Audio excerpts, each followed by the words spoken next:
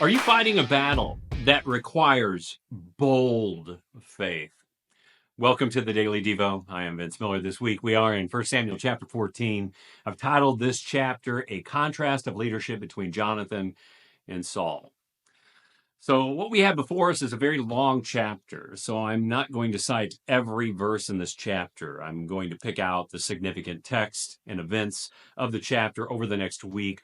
The first part of the story leads up to verse 23. It tells the story of Jonathan and his leadership through a very challenging situation. So let's just begin in verse 1 today. It reads, "One day Jonathan, the son of Saul, said to the young man who carried his armor, 'Come, let us go over to the Philistine garrison on the other side.' But he did not tell his father." Now remember, the king and his son are in a pretty desperate situation. Jonathan defeated a garrison that stirred up the Philistines. King Saul had just acted in disobedience by sacrificing a burnt offering reserved only for holy men. Their force is now reduced to 600 pretty ragtag men. They have no weapons, and the Philistines have them surrounded. Sounds pretty hopeless. Now, in the middle of this, Jonathan and his armor bearer are going to sneak off over to the enemy camp to survey the situation. They climb down this rocky cliff. They get relatively close to where the Philistines are, and in verses 6 through 7, we now read this. "Jonathan said to the young man who carried his armor, 'Come, let us go over to the garrison of these uncircumcised. It may be that the Lord will work for us, for nothing can hinder the Lord from saving by many or by few.'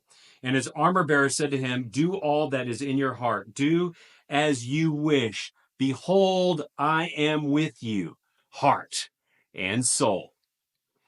Now, this moment is about to become Jonathan's David and Goliath moment, even though David is not yet born. Here, Jonathan pronounces profound faith in God. His faith is strong. But you will notice, Jonathan is not alone. He has a believing man by his side who is also sold out with him in the same faith.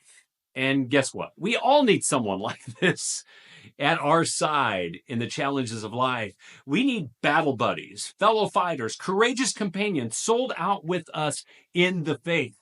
They are people of faith who will stand by our side through thick and thin. Not to be confused with people who merely are sold out to our ideas and plans and strategies and tactics. The strategy in this case has not yet been revealed. What we have here are merely two men who are mutually sold out in faith and believe that God would be their salvation before the strategy is revealed. These are the types of men I want in my life and the types of women I want in my wife's life that we need by our side in the face of life's challenges. Faith-filled believers who fill us with faith for the challenges that we fight before us. Then next, we read the strategy in verses 8 through 11. "Then Jonathan said, 'Behold, we will cross over to the men, and we will show ourselves to them. If they say to us, wait until we come to you, then we will stand still in our place, and we will not go up to them. But if they say, come up to us, then we will go up, for the Lord has given them into our hand, and this shall be the sign to us.' So both of them showed themselves." That doesn't mean expose themselves in nudity, by the way. It just means that they expose their position.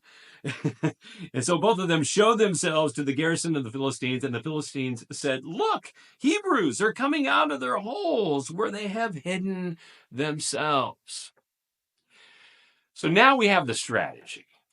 Honestly, it's a pretty preposterous plan for three reasons. First, Jonathan would give up the element of surprise by standing up and exposing their position. Second, Jonathan had a stronger battle position on the rocky cliff than if he climbed down to them. Third, remember, it's just two guys against an entire garrison who are rested and who will be prepared for battle by the time they climb down that rocky cliff. The plan is so absurd that if it succeeded, it could only be because the Lord did it. But even though the plan appears to be preposterous, Jonathan's faith in God and God's plan are profound, are they not?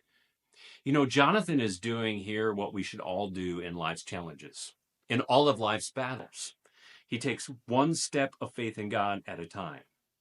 Jonathan today knows he's going to fight a battle. He knows that. He is resolved that he's going to fight a battle. But notice the small steps he took along the way in these first few verses. The first step was leaving the Israelite army behind.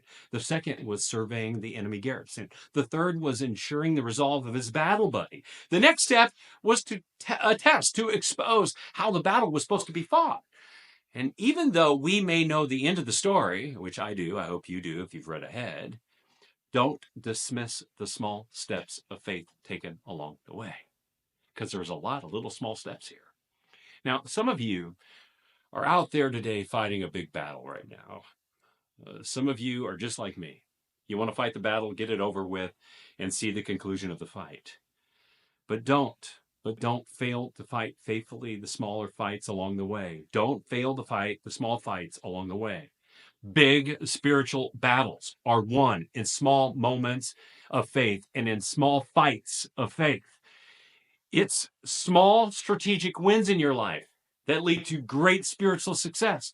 So don't neglect even a simple prayer of faith that aligns your heart and effort with the heart of God. It may lead to a victory, even when it doesn't make logical sense. I love you guys. I pray this has blessed you. Dad, share it with someone else and live all in for him who lived all in for you.